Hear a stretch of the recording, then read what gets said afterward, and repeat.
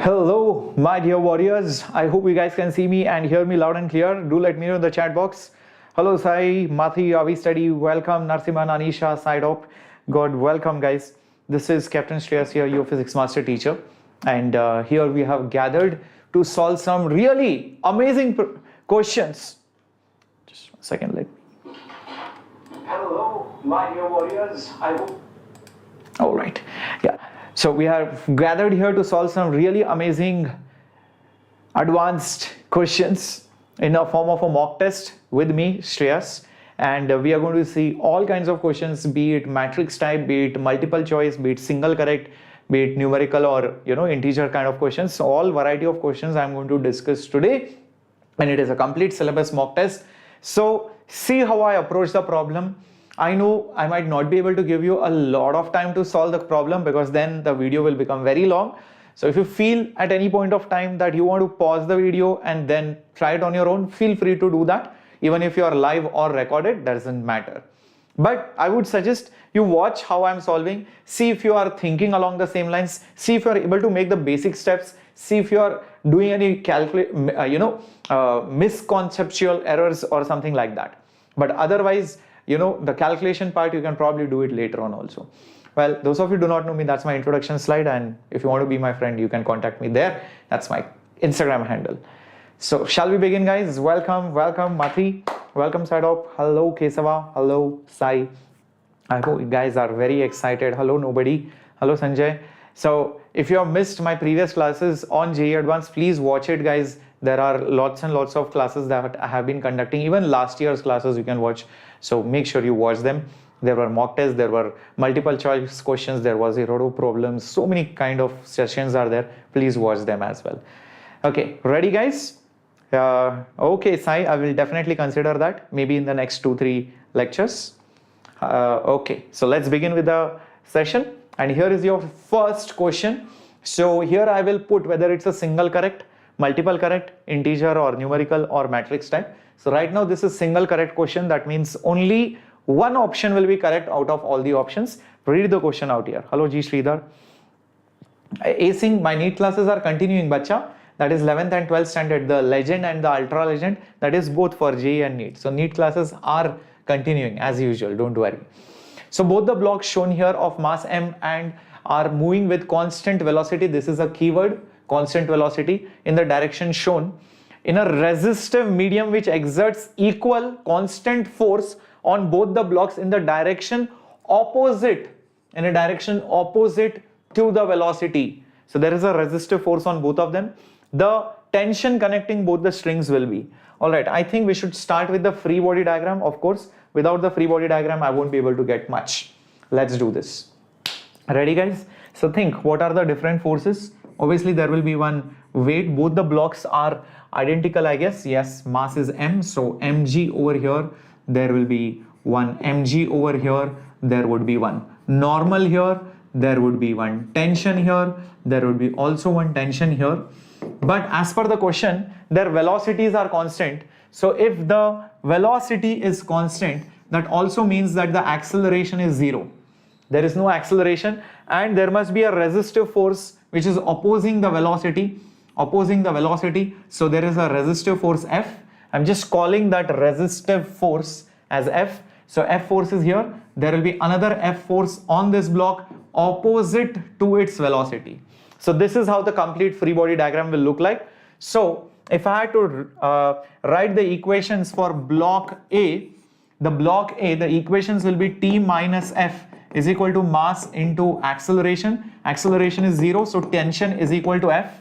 For block B, again acceleration is 0, so I can just say mg minus T minus F is equal to mass into acceleration. But like I've seen, tension and F both are equal, so instead of F I can just put T, so this will be 0. So mg will be nothing but twice T, so T will be nothing but mg divided by 2.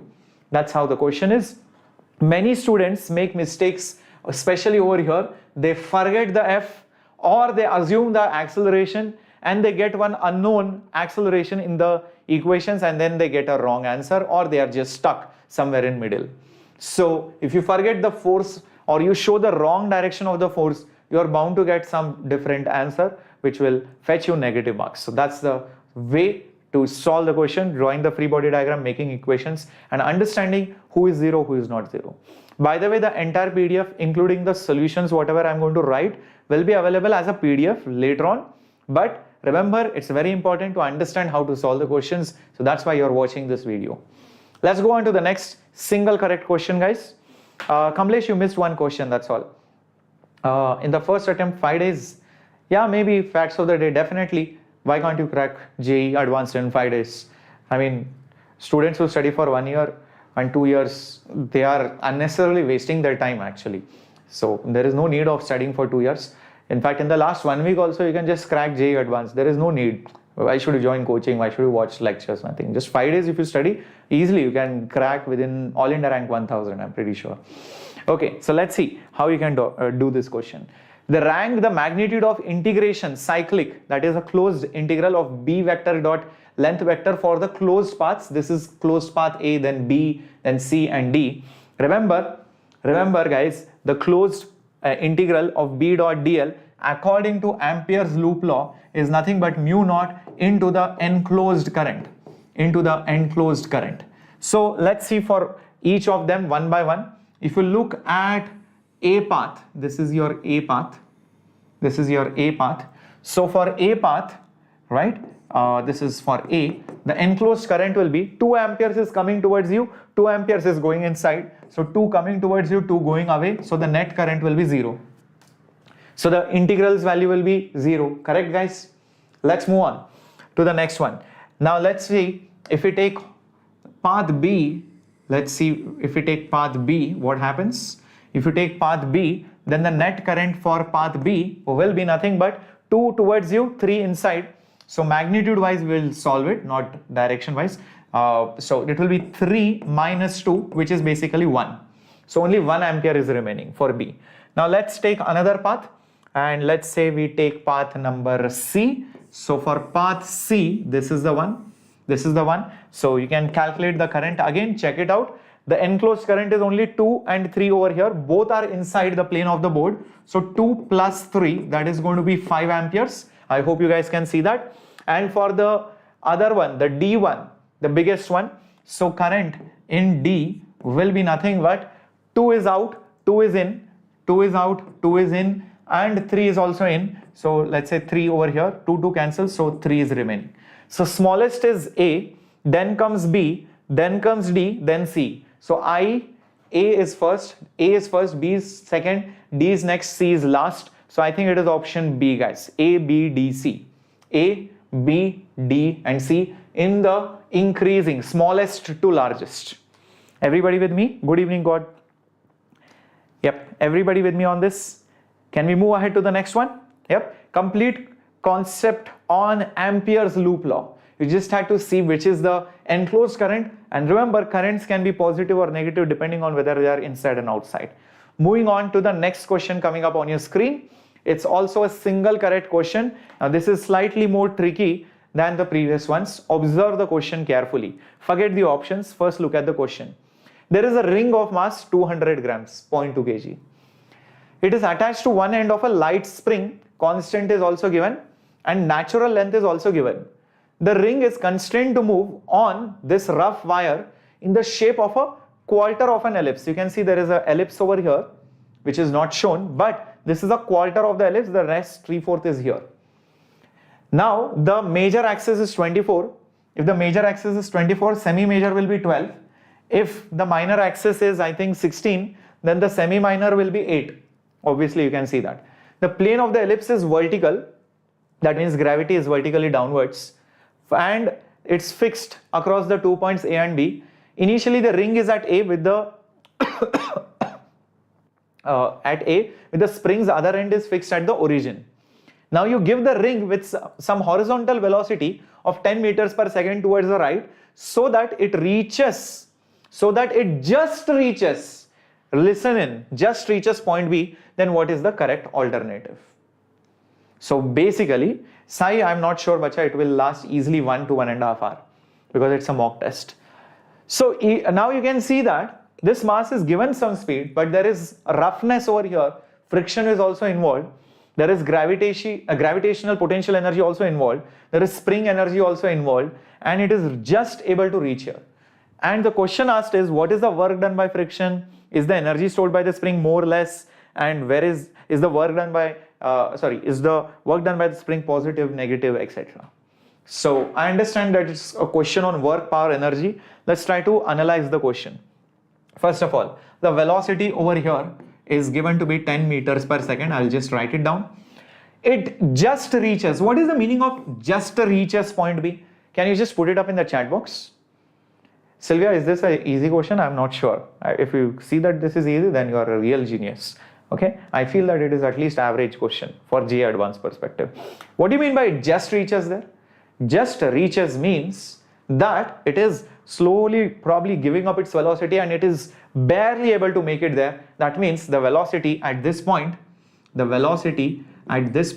is roughly considered to be 0. That is the meaning of that. And Sylvia, all kinds of questions will be there. There will be easy questions above mains. There will be advanced average questions and there will be very difficult questions. The entire paper won't be difficult. The entire paper won't be easy. The entire paper, I don't think, will be average. There will be a variation. So you should be able to navigate your way via simple, hard, medium questions. All kinds of questions will be there. Right? Very good. Now, the next important thing that I want you to notice is the natural length of the spring is given and the natural length is 10 centimeters. So think about it. Is the spring at point A compressed or extended? Natural length is 10. The spring's length is 8. Obviously, there is a compression. There is a compression of how much, guys? Of 2 centimeters over here. You can clearly see that. Here the natural length, when this ring comes here, the spring will be pulled. Remember, it's not a circle, it's an elliptical shaped wire. So here I'm pretty sure that the spring will definitely be extended and it will be extended by nothing but 2 centimeters. Great. Now think about it. If it is compressed by 2 or if it is extended by 2, the spring energy, the energy stored in the spring, which is nothing but half k extension or compression square, be it positive, negative, it is the same thing as long as x is same magnitude wise. So has the spring energy changed from here to here? Has the spring energy changed from A to B? Think about it. X value magnitude wise did not change. So delta U in the spring from A to B, shouldn't it be 0? Shouldn't it be 0? That also means the work done by the spring force will also be 0. Isn't that clear, guys? So hence, going back, at B, the energy stored in the spring is more. Definitely not correct. It should be equal. Work done by the spring force is positive. Definitely not correct. It should have been 0. In fact, it is 0 and here it is not more. It should be basically equal. So B and D options go off. Now it's a single correct question. Remember that. So essentially the work done by the friction has to be found accurately. Either it is -10 or it is -10.6. One of the option is correct. Let's try to figure that out. So I think the best way to go about this problem is work kinetic energy theorem. I hope you guys agree with that. So if I use work kinetic energy theorem, the work done by gravity plus the work done by the spring plus the work done by the normal plus work done by friction is final kinetic minus initial kinetic energy, right? Total work done by all the forces. There are only 4 forces: spring, weight, normal, friction, nothing else. So total work done is final minus initial kinetic energy. So what is the work done by gravity? Think about it. Gravity is down. When you come from here to here, gravity will do positive work of mgh. M is this, h is basically 8 centimeters, g is 10. So this will be nothing but positive work.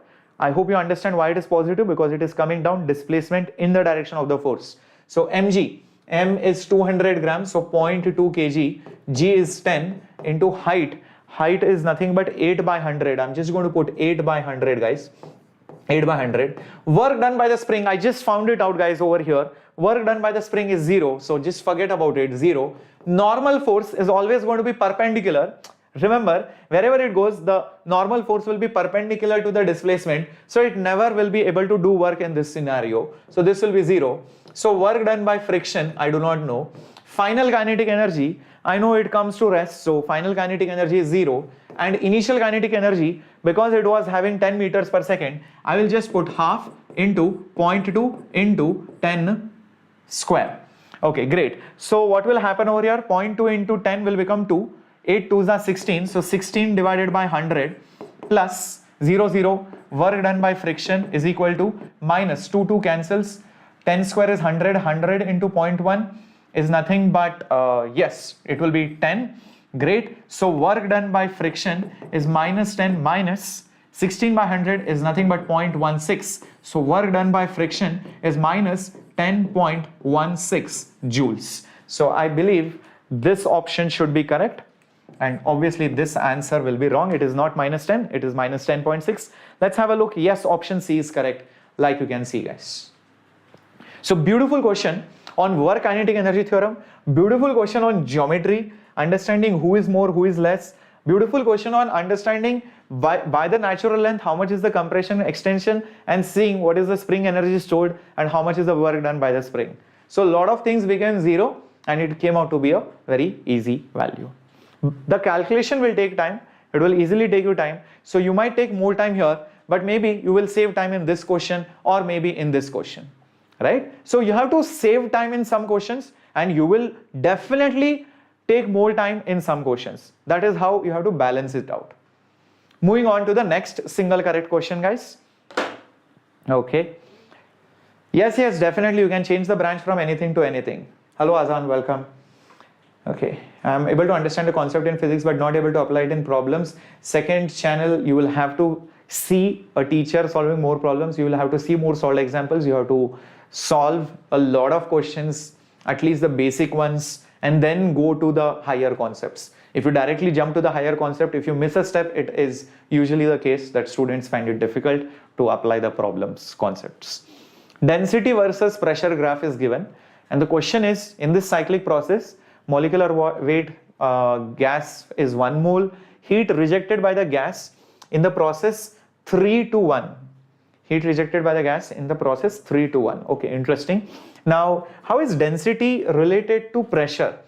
Just like PV is nRT, I think you remember this. PM is rho RT. Now, if you notice this particular process, here density is constant. From 3 to 1, in 3 to 1, rho is basically constant, which is equal to rho naught. So if rho naught is constant, that means pressure is directly proportional to temperature. If pressure is directly proportional to temperature, what does it tell you, guys? It is nothing but volume is essentially a constant. Hence, it is nothing but an isochoric process. It's an isochoric process. And the speciality of isochoric process is when you write Q31 is equal to delta U31 plus a work done from 3 to 1, this is 0.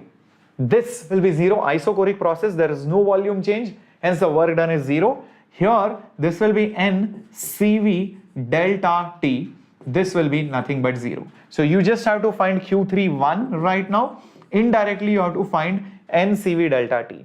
Now, how do we find that? Well, that is not so difficult. Observe, number of moles is 1. CV value, CV, it's a monoatomic gas or diatomic? Yes, it's a monoatomic gas.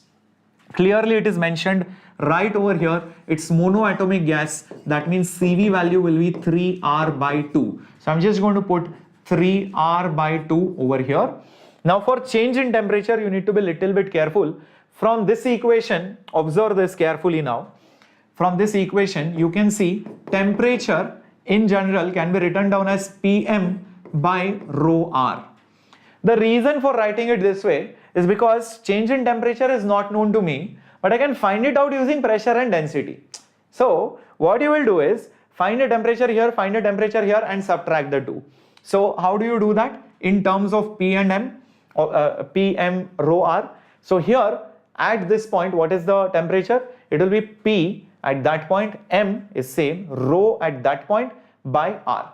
So P at that point is nothing but P naught, then M is M only, and then rho is nothing but rho naught, and then you obviously have R minus the temperature at this point. Substitute the pressure etc. values over there. So pressure over there is 2 P naught, and then you have M, and then you have rho naught, and then you have R, of course. That's it. So what will be Q31, guys? What will be Q31? Check this out. So Q31 will be 3R by 2 is as it is. 3R by 2 is as it is. This minus this, 1 minus 2 is minus 1. So I think minus sign will come over here. And then you will have P naught M by rho naught R.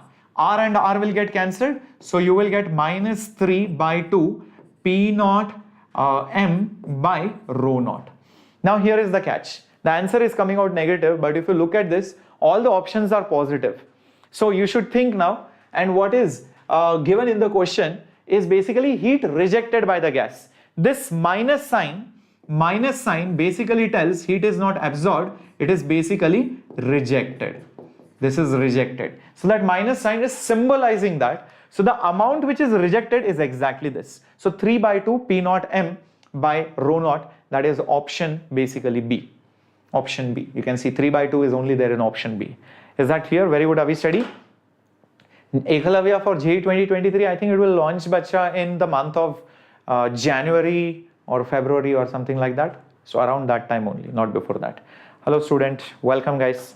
Everybody come on guys, I need to know how you guys are understanding, because you're not in front of me, you can see me, I cannot see you, right? So I need to know if you guys are getting it, if you guys are enjoying it, and the only way I can know that is when you chat and when you interact and you smash the like button and you also hit the subscribe button.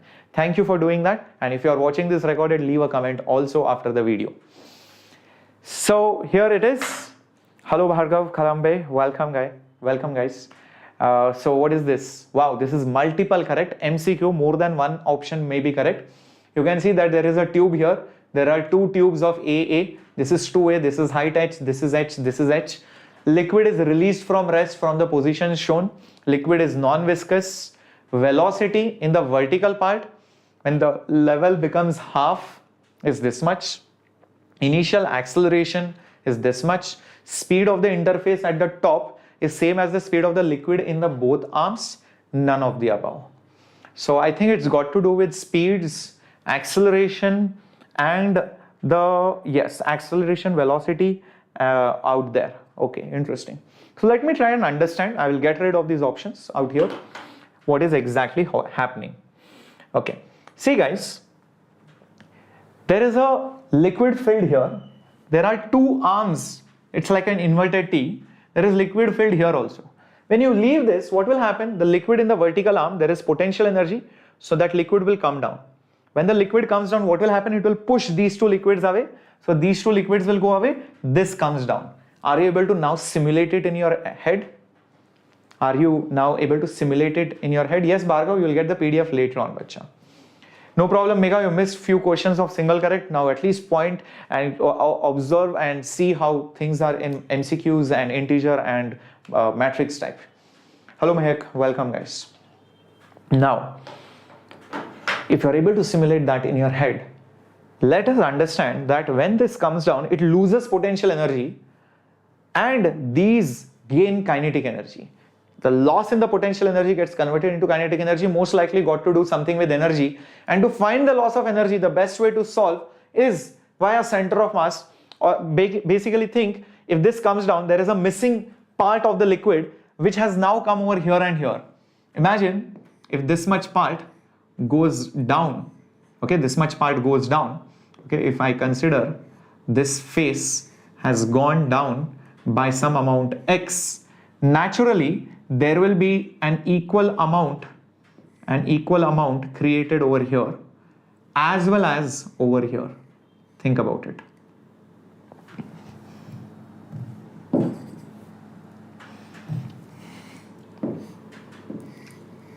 There will be an equal amount which will be created over here also and there also. Are you able to visualize this, guys? Are able to visualize this? Very interesting thing. This has come down by x. How much will this and this be? Well, we'll figure that out. Don't worry. But for now, think and apply your equation of continuity. If this comes down with velocity v1, this and this will go with velocity v2. Using my equation of continuity, I can say A1 is 2a into v1 will be a into v2 plus that a into v2. V2 are equal because of symmetry. So this will become 2a times of v2 is 2a times of v1. So v1 is equal to v2. Interesting. Let us say it is v. Just assume that it is some v. We are just assuming it. So I think some of the options might be selected or maybe eliminated. Speed of the interface on the top, which is v1, is same as the speed of the liquid in both the arms. Yes, exactly true. So this is correct. So if this is correct, none of the above can't be correct.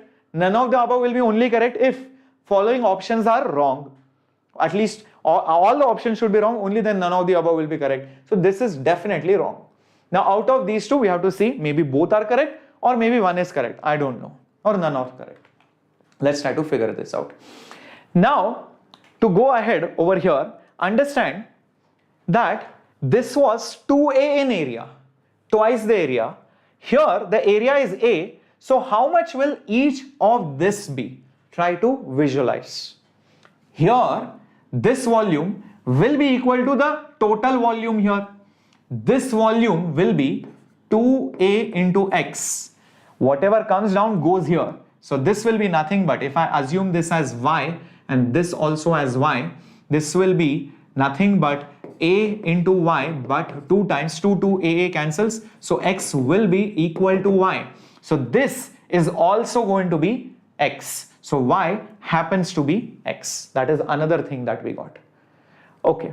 Now, how do we find acceleration? How do we find velocity? Well, see guys, the loss in the potential energy here is the gain in the kinetic energy. So I will say that the loss in potential energy of the element x, okay, will go into the kinetic energy of the liquid system. Now observe carefully guys. Observe carefully guys. This part has come down over here. So there is a loss of gravitational energy. So the center of mass which was here, has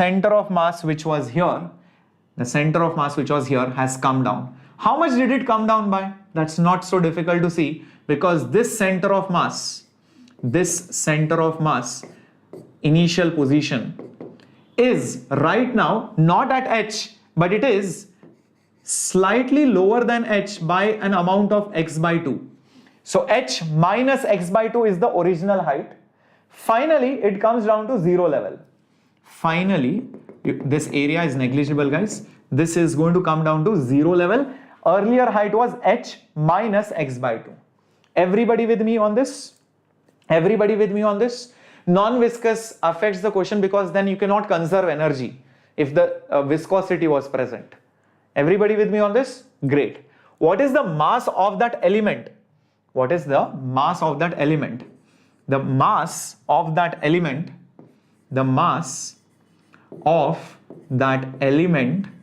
will be nothing but density, let's assume rho, into volume. Volume will be nothing but 2a into x. That is the mass of that element. Interesting. I'll just keep it over there. Okay, I'm just going to assume this as delta m or something. Delta m. Great. Now, what else is there? Loss in the potential energy of that element will be nothing but delta m g into the height difference. This will be equal to the kinetic energy of the entire liquid. The entire liquid's kinetic energy. Now think, all the particles will be moving. This part, and all of them have same velocity. That's something what I have proved over here. All the particles, be it vertical or be it horizontal, they have the same speed. So can I not say the kinetic energy of the system will be half total mass of the system into the entire speed square. All particles have same speed. All particles have same speed. We proved it in the previous slide. Now, what is the total mass? What is the total mass, guys? The total mass will be this mass plus this mass plus this mass. This mass will be density into area of cross section into height, which is nothing but h, okay, into h. I hope everybody sees that. Plus the mass here will be density into area into height, or the width or length, whatever you want to call, h. And same thing over here. So plus rho ah. So essentially this becomes 2 plus 1 plus 1, that is 4. So 4 rho ah. So that is the total mass. That is the total mass. Now start substituting everything over here. The mass of that element is nothing but what is it? 2 rho ax, okay, into g, into height difference. The height is not h, it is h minus x by 2. Be careful. So it is nothing but h minus x by 2 is equal to half into the total mass, which is nothing but 4 rho ah, obviously, into v square. Now many things are going to get cancelled, maybe. Let's see which and all things get cancelled. 2 goes with 4 2 times. 2 and 2 also gets cancelled. This row and this row cancels. This area and this area also cancels. So I'm just left with GHX minus GX square by 2 is equal to HV square. Great. So V square will be equal to Gx minus G by 2H into X square. This is what I got the velocity as. Everybody with me on this? Cool? Okay. Now just go back and see what is given. The velocity of the fluid when the level of the liquid becomes h by 2. That h falls down to h by 2. This means I will have to substitute x as h by 2. So how about substituting x is equal to h by 2 and see what do we get. If you substitute that, v square will be nothing but g into h by 2 minus g by 2h into x square. That means it will be h square by 4. H cancels. So 1 by 2 minus, or you can just say gh by 2 is common, and this will be 1 minus 1 by 4, which is 3 by 4. So this will just become gh into 3, and you will have 2 into 4, which is 8. So that is v square. So velocity will be root of 3gh by 8, of course. So this is also one of the answers, I believe. So let's see. Yes, root of 3gh by 8. So this is also correct.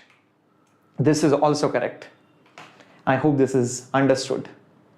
Everybody with me on this? Okay. Yes, but these are hard to understand. That's why, Srinath, you should practice right from before. You cannot say, sir, today I started studying. I have never solved these kind of questions. So obviously it will be difficult. So you have to slowly improve. You cannot start with these questions when you start studying JEE Physics on day 1. This takes a lot of time, lot of problem solving. It has multiple concepts, not just from fluids, but also energy, geometry, so many things. Moving on. The last part is nothing but finding the acceleration. So what I'm going to do, I got velocity. From velocity, I can find acceleration. See this, how I'm going to do. V square is nothing but gx minus gx square by 2h. Gx square by 2h. Differentiate both sides. So dv square by dt will be equal to g into dx by dt minus g by 2h into derivative of x square. So v square's derivative with respect to time I cannot do. You have to use chain rule. So derivative of v square with respect to v into dv by dt is equal to g into dx by dt is nothing but velocity minus g by 2h. Derivative of x square you cannot do directly because it is with respect to time. So use chain rule again. Use chain rule again. So v square's derivative will be 2v. dv by dt is nothing but acceleration. This will be g times of v minus you have g by 2h, and here you will get 2x, and here dx by dt is nothing but v. You can clearly see from here velocity, velocity and velocity just got cancelled. I'm just left with 2a is equal to g minus 2 also gets cancelled, gx by h. So the question says what is the initial acceleration? Initial word is used. So I think we'll have to use x is equal to 0. So 2a naught, so this is initial, will be g minus g by h into 0. This is only for initial. So therefore I will get 2a naught will be nothing but g minus 0. So a naught will be nothing but g by 2. So that is another answer.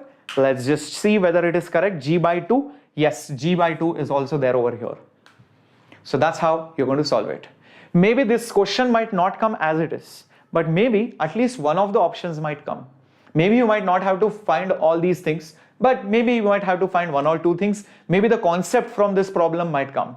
So the concepts used over here are that when a liquid comes down and spreads, you see that the potential energy is lost, and the calculation of that loss in the potential energy is found by which element has gone here. So you check the center of mass, how far it has gone down below. So you find what is the height difference always of the center of mass. That's the logic. And rest is finding the total mass using standard elementary methods. You should know how to calculate the elements. That's all. Okay. I hope this is clear.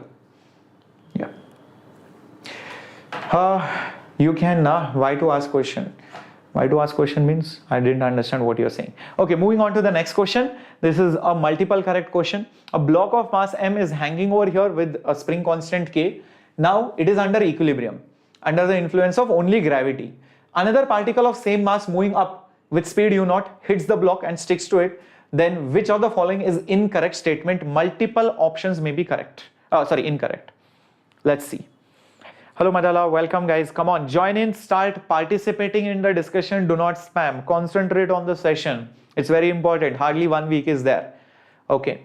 Velocity of the combined mass must be maximum. Velocity of the combined mass must be maximum, minimum, minimum. Where do you think it is maximum? Where do you think it is minimum? Because that's what I can see the pattern or the nature of the options are. Okay. Come on guys, let's try to see this. First of all, when it is at equilibrium, then this distance at equilibrium initially, that will be nothing but at a distance of mg by k. In fact, this mg by k is measured from the natural length. This is natural length, and this is the equilibrium which is there initially. Great. Now, when that other mass sticks to it, there will be a new equilibrium position.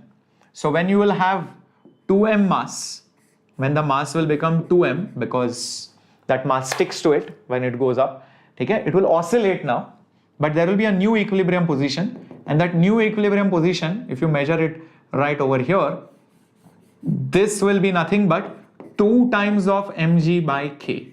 This is the new equilibrium position.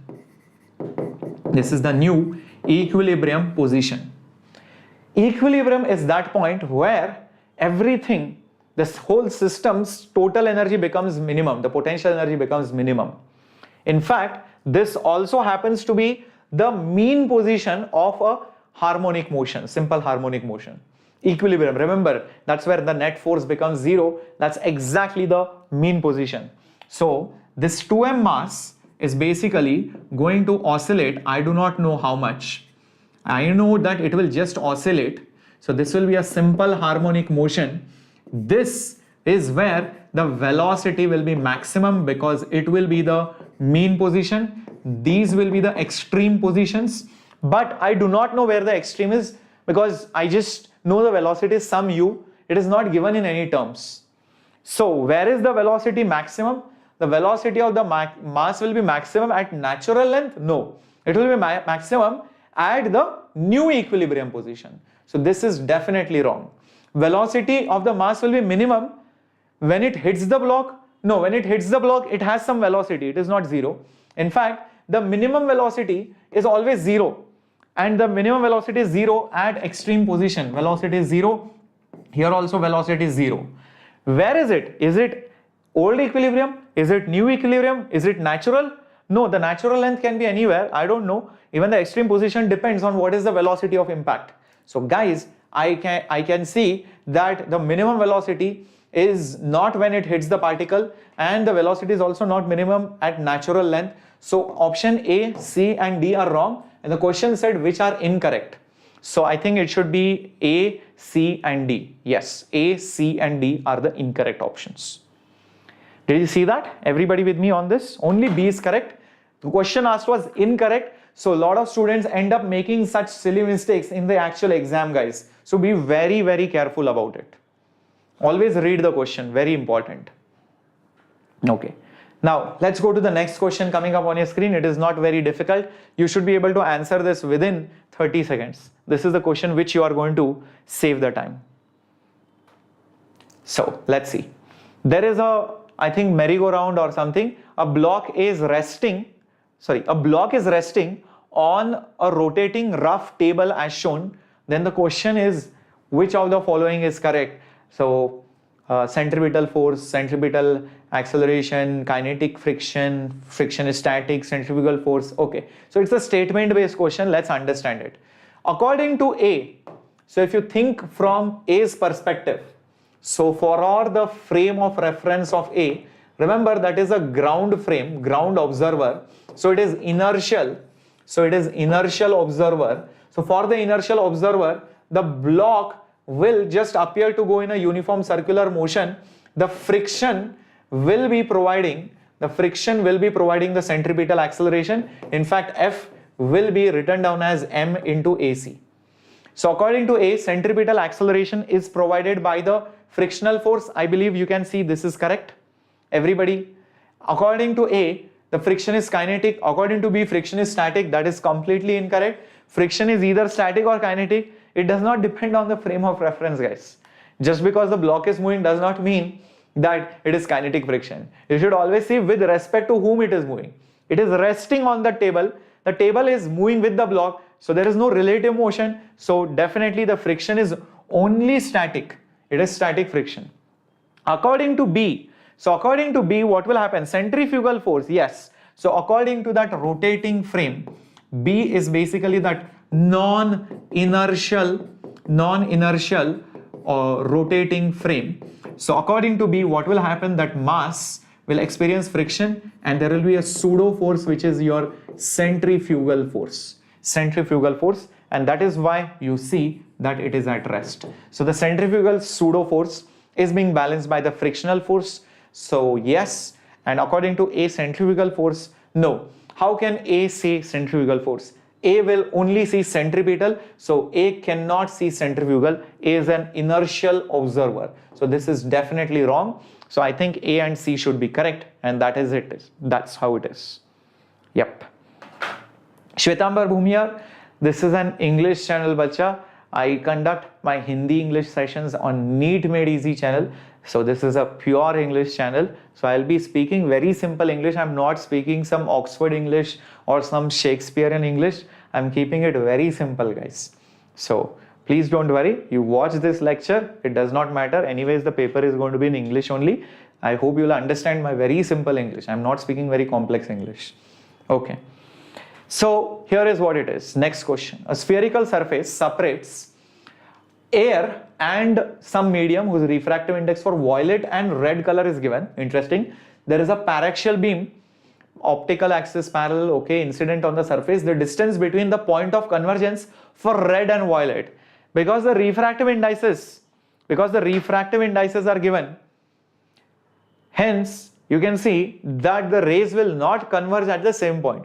In fact, this defect is called as a chromatic aberration. This defect is observed in lenses because each color has different refractive index, so the focal point is different for different colors. So first of all, the convergence point is closer for red or violet.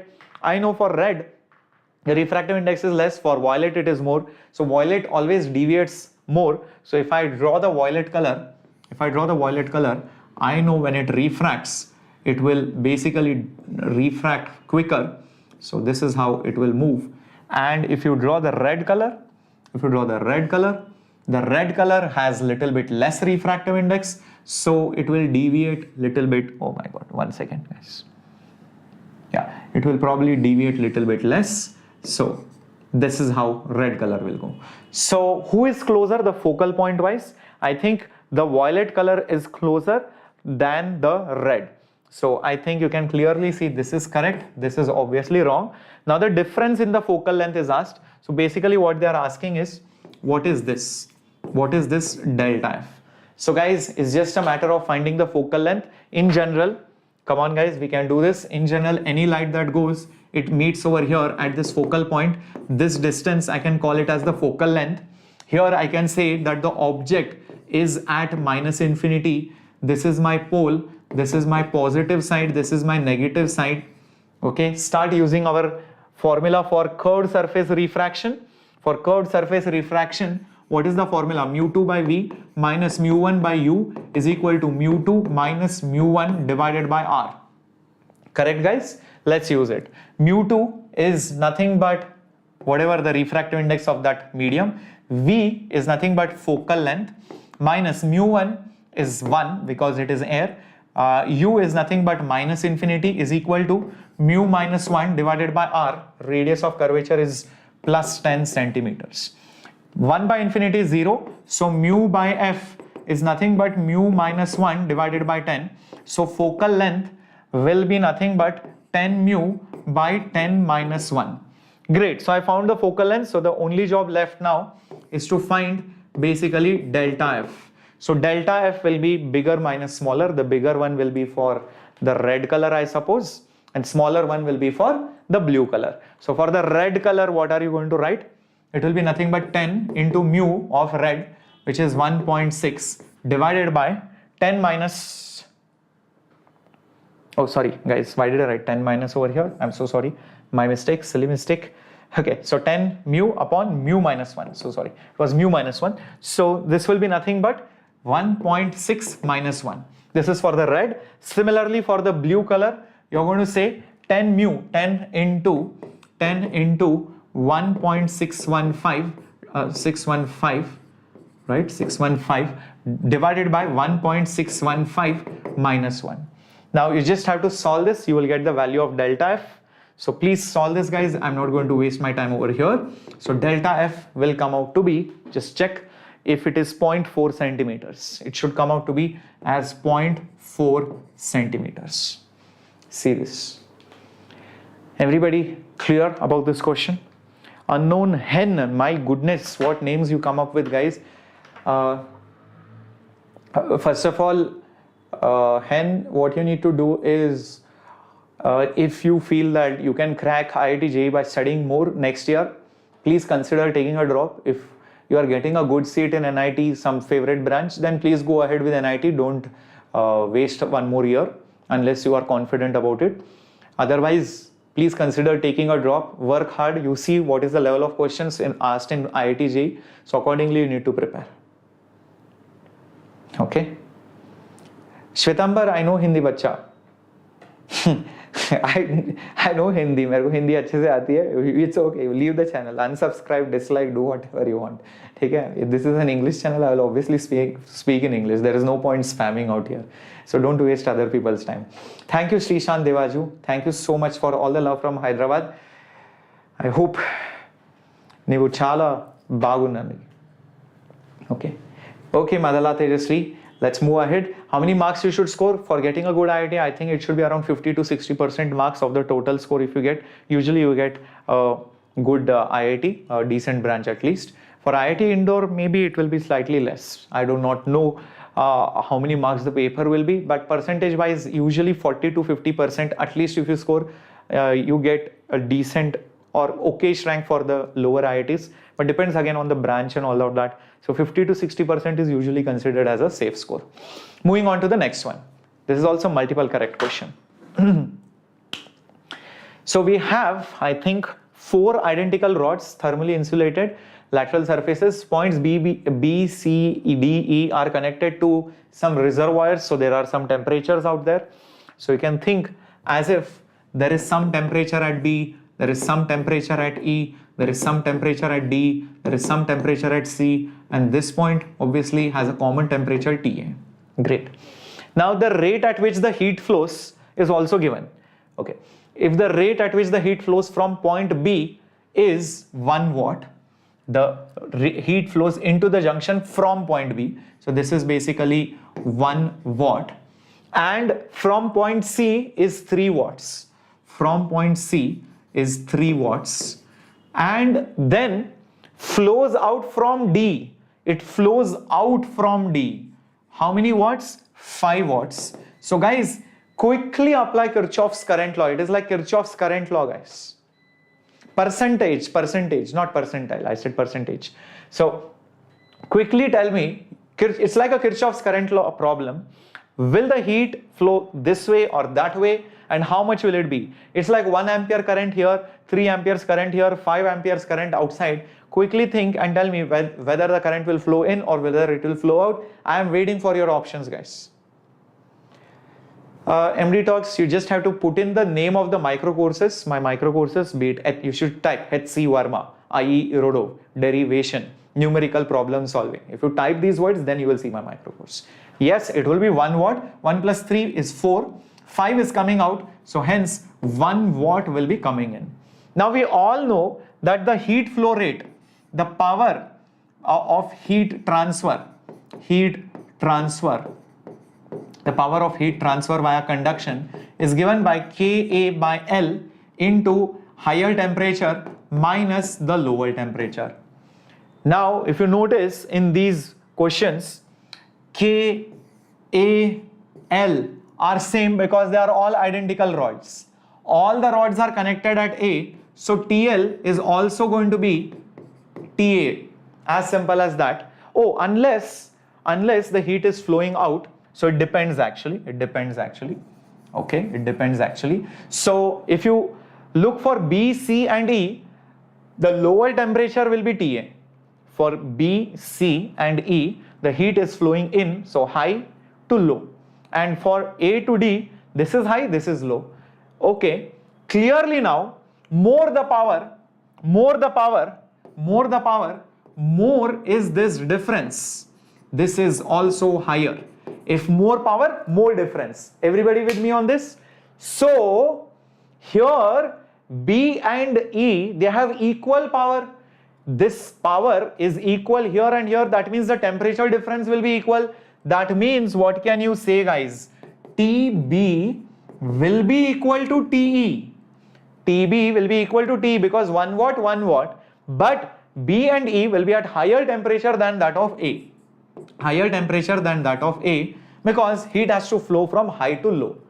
Next thing, C has higher heat flow rate, so big temperature difference. So C will have a higher temperature than B and E altogether. So this will be nothing but TC.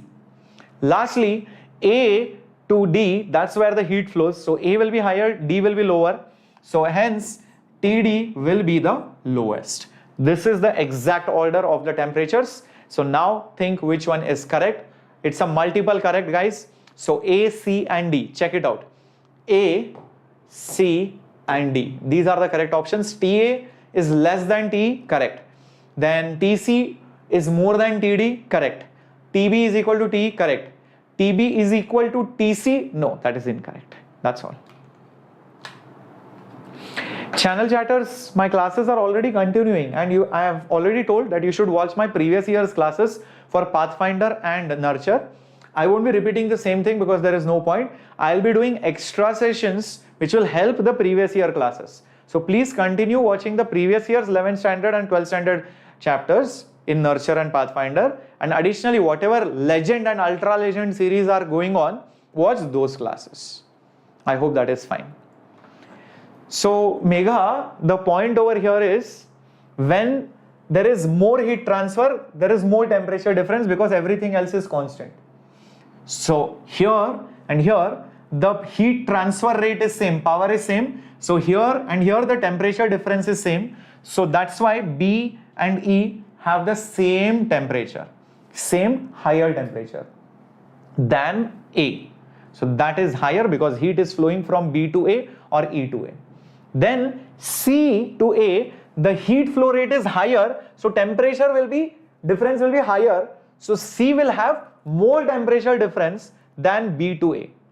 So C to A, the temperature difference will be higher. So hence TC will be higher as compared to TB or TE. And lastly, heat is going from here to here. So high temperature to low temperature. So TD will be the lowest. It will be lower than A. That's how it is. Okay, I hope this is clear.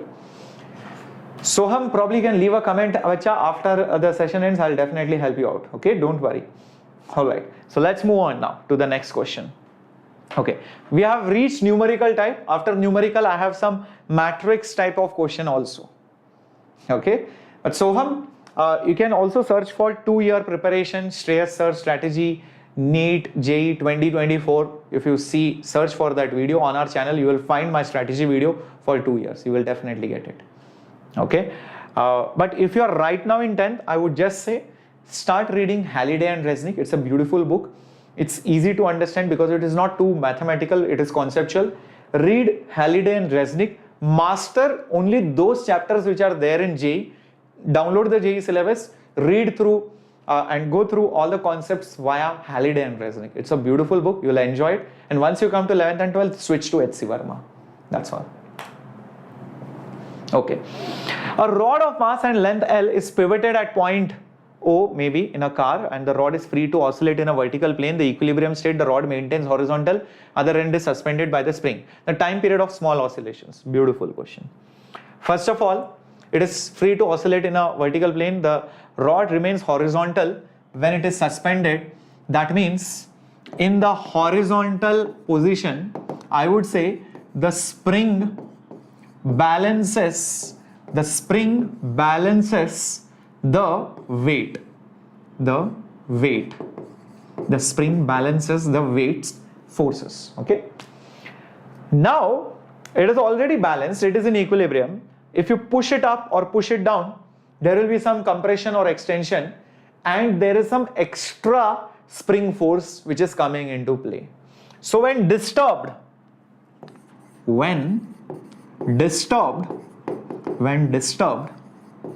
the change in the spring's force, all right, or basically the spring force which comes additionally, the spring force basically acts like a restoring force. This restoring force provides the necessary component for it to perform simple harmonic motion. Always there should be some kind of restoring torque force in that problem. Yep. So let's try to redraw the entire situation in a new state. Let's draw the disturbed state. So let's say right now it has been made to go, oops, not like this. Yeah. Let's say it's made to go like this over here. And let's say this is your X. If this is the length L, and let's say it has rotated by an angle of theta, so this X is definitely L times of theta.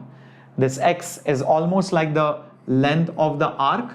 It's almost like an arc, small arc. So that length of the arc is radius times your theta, which is right over here, which is the angle by which it has been disturbed. Now because of that disturbance, there will be definitely a force acting. It's a compressed spring, so there will be a force acting on it. The force by the spring will be K into X, which is nothing but K L theta. Now because of that spring force, what will happen? There will be a torque acting by the spring. That torque is restoring in nature, which is providing the necessary oscillations. Everybody with me on this? Okay. So what is the spring forces torque? The torque provided by the spring, which is restoring in nature, is R. R is basically L. You can see that L cross the spring force, which is L into spring force is itself KL into theta. So the torque provided by the spring is KL square theta. This is exactly opposite to theta. Some people would love to put a minus sign, but I know that it is restoring. So I'm avoiding the minus sign because I know it in my head that if I push it here, torque will pull it back here. If I pull it down like this, torque will bring it back like this. So I'm not going to put that minus sign. The important thing to note is the torque is proportional to theta, but if you look at it directionally, it is opposite. If you put vector sign, I'll put a minus sign, that's okay. So hence, this thing over here is that constant of proportionality. So I can call it as some K or something, okay? And remember, time period is always 2 pi under root. You have mass and K over here, that K over here. This is not mass. When it is rotating angular wise, you will always put moment of inertia. You will always put moment of inertia, guys. So the time period will be 2 pi under root. Moment of inertia of that rod will be ml square by 3 because it is pivoted at the end, not at the center. A lot of students make that mistake. And the constant of proportionality over here is K L square. L square cancels. So it will be 2 pi under root m by 3k. So I think we have to substitute certain values. So time period will be 2 pi under root. Mass is 1. 3 is 3. Spring constant 10 by 3. Length is irrelevant over here. So 3 and 3 cancels. So I'm just left with 2 pi under root of 10.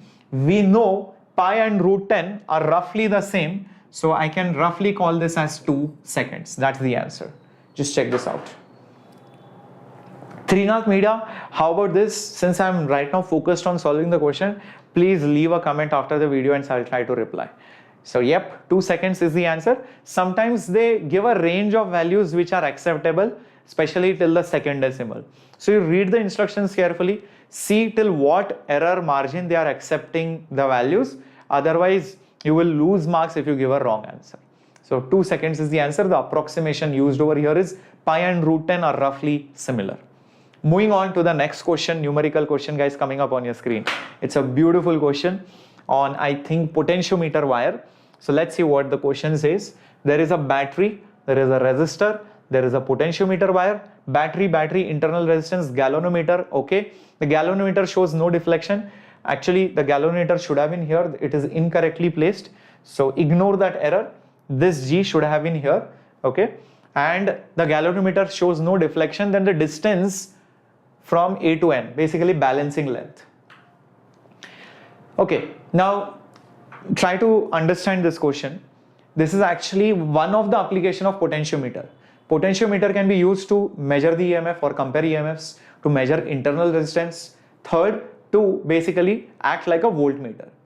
In one of my previous sessions, I had done a question on potentiometer where we had used it to find the internal resistance of a battery. Okay, hello Balaji. Here it is used to find the EMF of this cell. This problem can be easily converted into, okay, just think about it, as if there is a battery over here, E0, there is this internal resistance which is 4 ohms. This E0 I can just call it as how many volts? 12.5 volts. This is 12.5 volts. And these two batteries are in parallel. Club them into one, guys. Okay, so this is your potentiometer wire, this is point A, this is point B. Club them into one. There is one single battery, one single EMF, and there is a galvanometer, and it is going to this point N. That's it, that's all. So this has become one single battery because these two batteries can be combined together, and I think we can find the effective EMF very easily. E parallel will be E1 by R1 plus E2 by R2. This is the formula. 1 by R1 plus 1 by R2. So what is E1? E1 is 2 by R1 is 2 plus E2 is 4, R2 is 6 divided by 1 by 2 plus 1 by 6, which is equal to 1 plus 2 by 3 divided by 3 plus 1, that is 4 divided by 6. So this will become 5 by 3 divided by 2 by 3, 3 cancels, so it will become 5 by 2 volts. So this EMF will become 5 by 2 volts. Now what happens is, when the galvanometer shows null deflection at the null deflection situation, whatever is the EMF also is the same voltage between A and N. So what this converts into is a voltage difference between point A and N is also the effective EMF in the parallel, which turns out to be 5 by 2 volts. Why? Because there is no current. If there is no current, there is no voltage drop across the internal resistance. So don't even bother finding that internal resistance. It's not going to affect us. Whatever is the voltage here will be the voltage across A and N. Is that point clear? Is that point clear?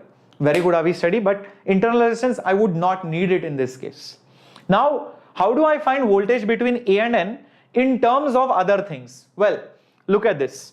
If you just look at the primary circuit,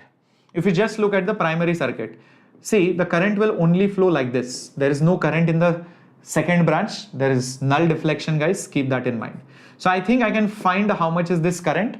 That current will be the total voltage, which is 12.5 divided by the total resistance of this circuit. So there is a 4 ohm resistance plus, what is the resistance of AB? Okay, it's a 4 meter long wire with 4 ohms per meter. 4 ohms per meter. There are 4 meters, so 4 into 4, guys. So plus 4 into 4 into 4. Okay, so this will be nothing but 12.5 is 25 by 2 into 4 is 16, 16 plus 4 is 20. Great. So this goes 4 times, 5 times, yeah, so 5 4s are 20, so this will be nothing but 4 and this will be 5, so this will be 5 by 8 amperes. I found the current now. Once I found the current, why did I find the current? Understand, I can find the voltage difference between A and N in terms of this current also. How? The voltage difference between points A and N is current into resistance between points A and N. Now this voltage is obviously from here 5 by 2. This current, I just found it out to be 5 by 8. This resistance, I can say, is this length into resistance per unit length. Resistance of this part is resistance per meter into X. I can just call this as X. So it will be nothing but 4 times of X. So a lot of things are going to get cancelled. 5, 5, 2 goes with 8, 4 times, 4, 4 gets cancelled. I am just left with X over here as how much? Nothing is there, guys. X is 1 meter. That's it. X is 1 meter. That's the answer. Yep. Hello, Himani. Very good, Avi. Very good. Answer is 1 meter. Let's check it out. Yes, 1.00. There you go. Did you enjoy this question? So many concepts. Parallel EMF concept. Second concept of Ohm's law. And you should understand no current flows in the galvanometer part. So this circuit is completely isolated. So I just solved it for this circuit to find current. Then I found the voltage across these 2 points in terms of current because I want to know what is the balancing length. That's all. Great. Moving on to another question. Come on, guys. You need to have that stamina because you're going to sit for 6 hours at least on that day when you're going to write paper 1 and paper 2 on the same day of the exam. Yep. So let's go to the next question. 2 blocks having speeds 8 and 4. Initially, they are placed on a smooth surface, but I think there is friction between them. Yep, their individual surfaces are rough, but this surface is smooth. So after a long time, what is the work done by the frictional force? Okay. Now, since there is relative motion, A is moving faster than B. So what will happen eventually? The frictional force will suck away all the energy and both the blocks will move together. So A is moving faster, B is moving slower. So A will slow down, B will probably speed up, and eventually their speeds will match. This is one concept. Ritik, this is English channel. There is Hindi channel also. So this is for all the English medium students. But I think मेरा English बहुत ही simple है. ऐसा नहीं कि बहुत hi-fi English बोल रहा हूँ. सब बच्चों को समझ में आ जाएगा. ठीक है? So don't worry. Just concentrate on the class. Focus. So eventually what will happen is that both the blocks will attain a common velocity and move together. So after a long time, here is what I feel. Both the blocks move together with a common velocity. And the total mass will be 1 plus how much kg? 3 kg. So total will be 4 kg. And they move together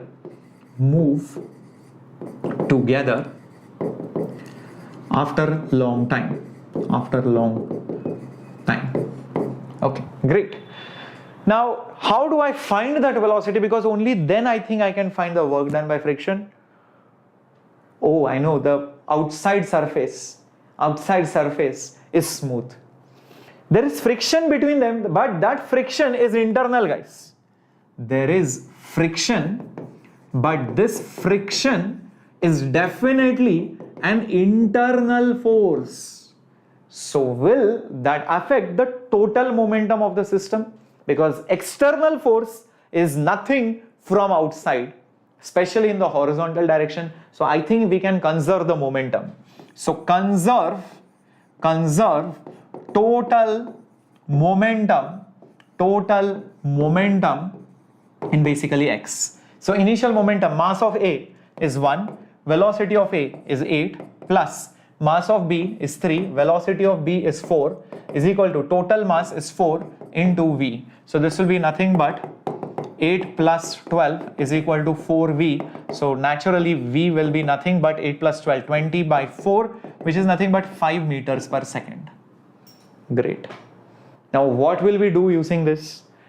See, the idea is there was some kinetic energy before, there is some kinetic energy afterwards.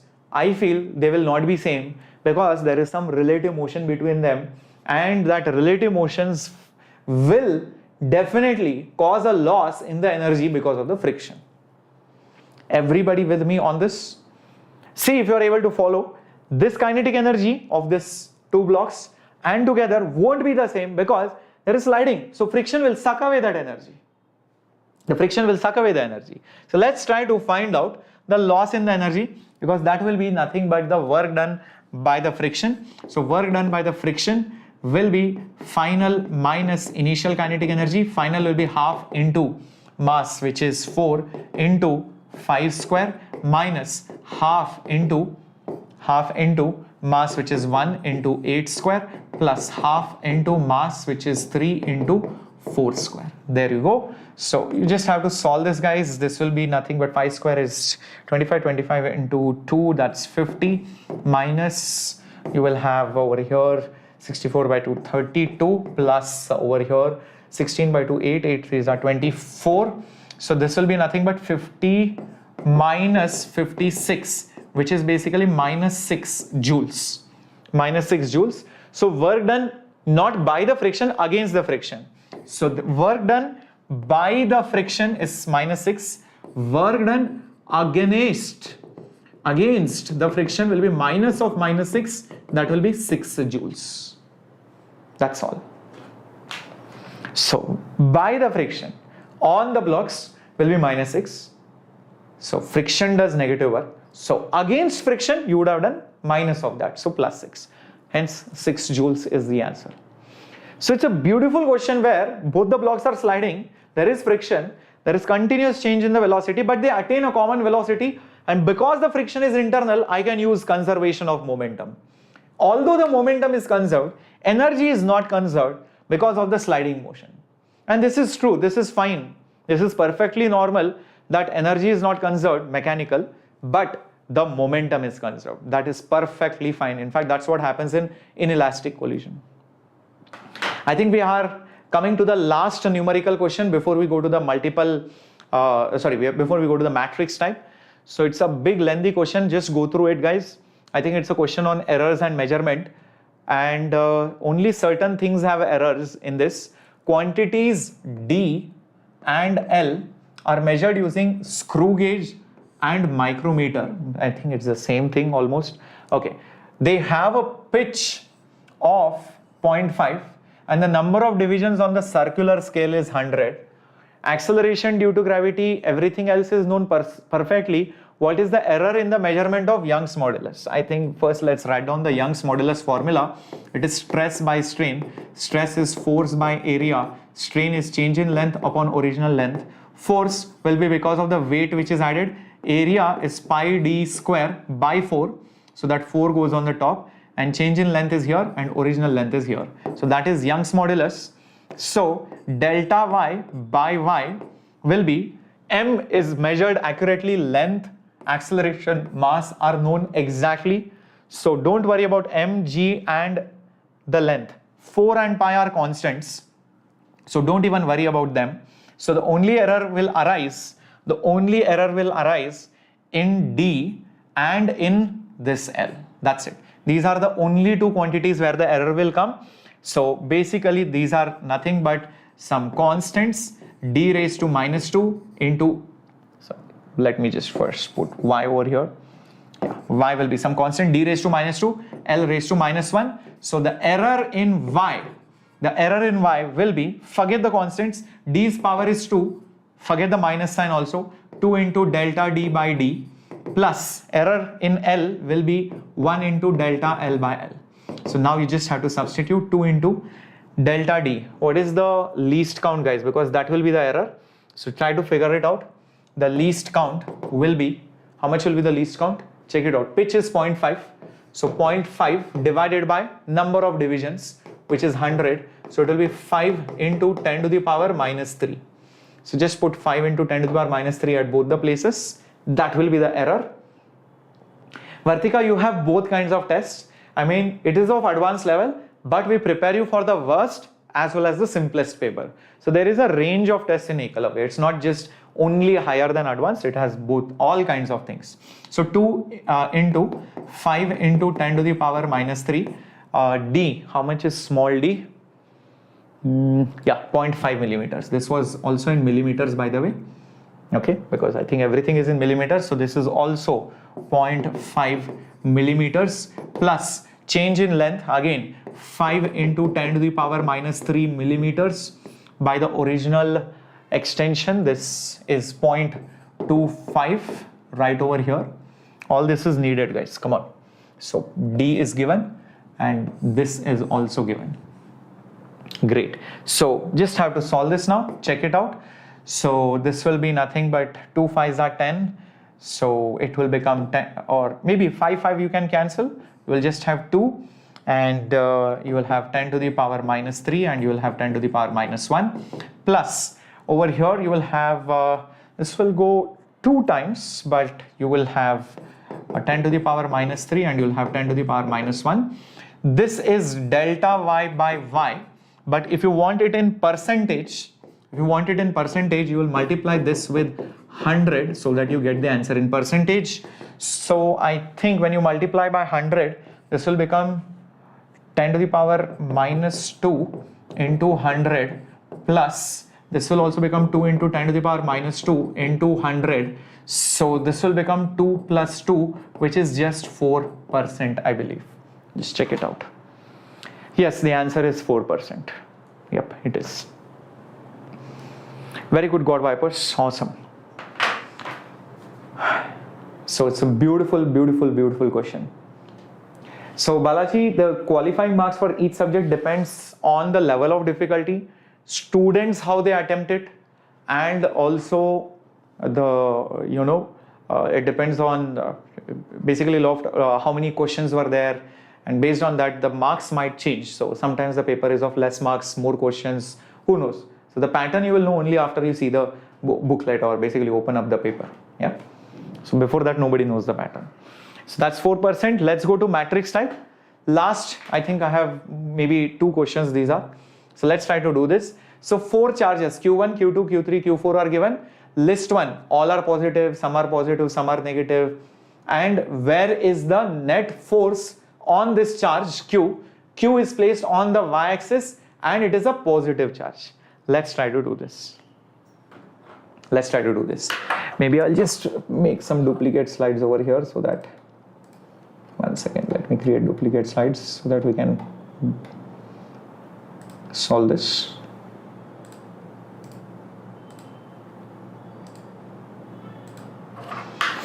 Okay, great. One second.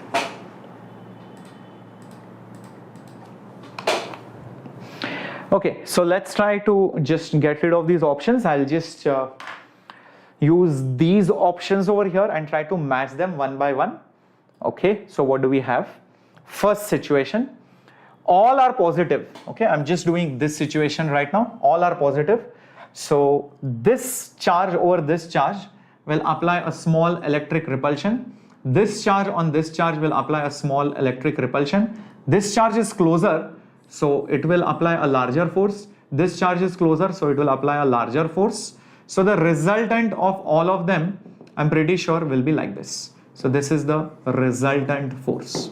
This is the resultant force. So where is it going to be? It will be along plus y axis. So it goes over here. So P goes with 3. Everybody with me on this? Okay, moving on to the next one. Now let us say we take Q1, Q2 positive and Q3, Q4 negative. Okay, Q1, Q2 positive. So Q1 will apply a small force. Q2 will apply a large force. Q3 and Q4 will be attractive. Q3's force will be large because it is closer. Q4 will apply a small force in this direction because it is also negative. Great. So obviously the resultant of all of them because of symmetry will be in this direction. Resultant will be in the plus x direction. So 1 will be the correct answer. Everybody with me on this? I'm not sure, God Vipers, maybe I did it. Who knows? I don't remember last time. You guys keep checking out. I forget which question I took last year. Okay, but anyways. So Q1, Q4 positive, Q2, Q3 negative. Let's try to do this. Okay. So Q1, Q4 positive. This and this are positive. So Q1 will apply a small electric repulsive force here. Q4 will also apply a small electric repulsive force here. Q2 and Q3 are negative. So Q2 will apply a strong electric attractive force. Q3 will also apply a strong electric attractive force. These two will have some resultant here. These two will have more resultant here. So I think the resultant will be more towards the downward side. Resultant will be more towards the negative y direction. So I think 4 will be correct. Yep, I think so. Great. Let's see the last one. So this one over here. So Q1 and Q3 are positive. Q1 and Q3 are positive. So Q1 is positive, so a small repulsive force over here. Q3 is positive, so a strong repulsive force over here, like this. Okay, great. Now Q2 and Q4 are negative. Q2 is negative, so a strong attractive force over here. Q4 is also negative, so a small attractive force over here. Clearly the resultant of all of them is over here. This is where the resultant is. This is where the resultant is. So S goes with minus X, which is 2. So P went with what? P went with 3. Is P going with 3 anywhere? Yes, P is going with 3 here and here. And you can see that Q is going with 1. Q is going with 1. So Q is going with 1 here and here also. Great. Then R is going with 4. R is going with 4. R is going with 4. R is going with 2. Okay, so this has to be correct. And S has to go with 2. Yes, S goes with 2 also. Great. So S goes with 2. Great. It's done. So option A is correct. This is how we can solve it. If you go by options, don't try to do that. You will often get confused. This is the common mistake which students do. Yeah, you can go with options to eliminate. Maybe, after finding R, you don't have to find S, because you can see till R, the options are, till Q, the options are same. Once you decide whether R is correct or wrong, maybe you don't have to solve for others. So this is the concept behind this question. Let's try to solve the next one. Okay, when gases are heated, the amount of heat energy depends on the internal energy and the external work. That is obviously the first law. List 1 is the heat absorbed by the ideal gas. List 2 corresponds to the processes. So which of the options are correct? Okay, great. I think I will not go from P to this in PQRS to 1, 2, 3, 4. I'll go from this to this. That will be easier. Okay, so think about it. For the first one, when you're talking about isothermal, when you talk about isothermal in the first case, so when temperature is constant, what happens? Heat, okay, internal energy, yes, the delta U is 0. So basically, I think it should be S, guys. Check it out. The first one goes with S. Is that right? First one goes with S. Okay, great. Next, let's see which one is there. Adiabatic changes. So in the second process, Q will be 0 because it is adiabatic. So no heat exchanged. So heat absorbed or evolved is 0 during the changes in temperature. I think 2 goes with R, guys. Just check it out. It goes with R. Is that right? 2 goes with R. Great. Okay. So then next one, what is it? Let's see. The third one, which is isochoric. Isochoric, I know the volume is constant and the work done is 0. So basically Q will be equal to delta U. That is what happens. The heat absorbed does not do any external work. Yes, it should be P option. You can see that. And the last one, guys, what is it? The fourth one, that is, I think, isobaric. So pressure is constant in this case. In this situation, obviously the remaining one, heat absorbed, is used as maximum work. Yep. Because if you draw a PV graph only for isobaric, the graph is like this. So the area is definitely maximum. If you take any other graph, I don't know, maybe let's say something else like adiabatic, you will see the graph is here. And in that case, the area will be completely different and it is smaller. So this area is maximum when it is isobaric graph. Yeah. So that's the answer. So let's see if we have it. 1 goes with S. 1 goes with S. Yes, 1 goes with S. R goes with 2. R goes with 2. Yep, R goes with 2. Green. Yep. And Q goes with 4. Oops, Q goes with 4. Yep, Q goes with 4. And P goes with 3. P goes with 3. Yep, all the options are correct, matching. So this is how you're going to do it. Beautiful. So guys, if you're watching it next year, maybe you can join the Ekalavya batch. And if you're already a part of Ekalavya, I'm pretty sure you are enjoying a lot. And if you are a part of Ekalavya, make sure you're watching the YouTube classes as well, because this will help you in both ways. So multiple ways of preparing. And if you are in the Ekalavya batch, you know you are getting prepared really well with all kinds of mock tests and assignments and modules and doubt solving and strategies and everything. So I'm pretty sure you're going to nail it. If you're not, don't worry, we are conducting these mock tests out here and practice sessions. So what do you want next time? Please let me know in the comment section, because it completely depends on what you guys want, guys, because it's just few more days.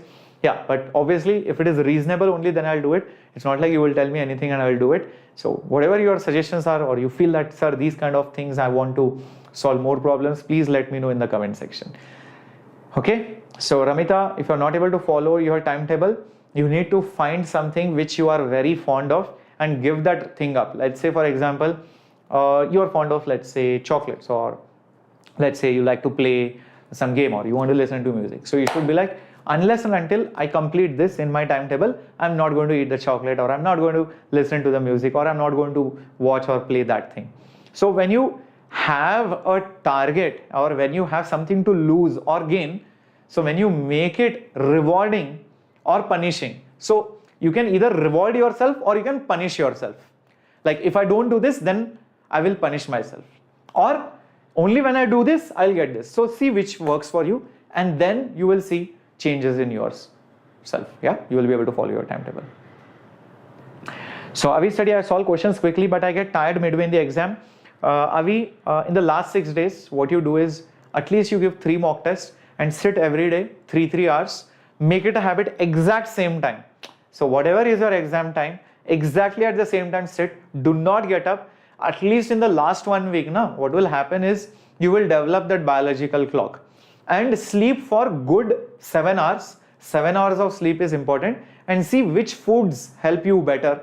Maybe drinking tea or coffee helps you, keep you active during the second session. Sometimes if you eat a lot of food in the lunch break, okay, you might feel drowsy, especially rice or some lot of starch and carbohydrates. So accordingly, see which foods and drinks are not good or good for you, and sleep well and make your biological clock tuned to the exam hall. Okay, great, awesome.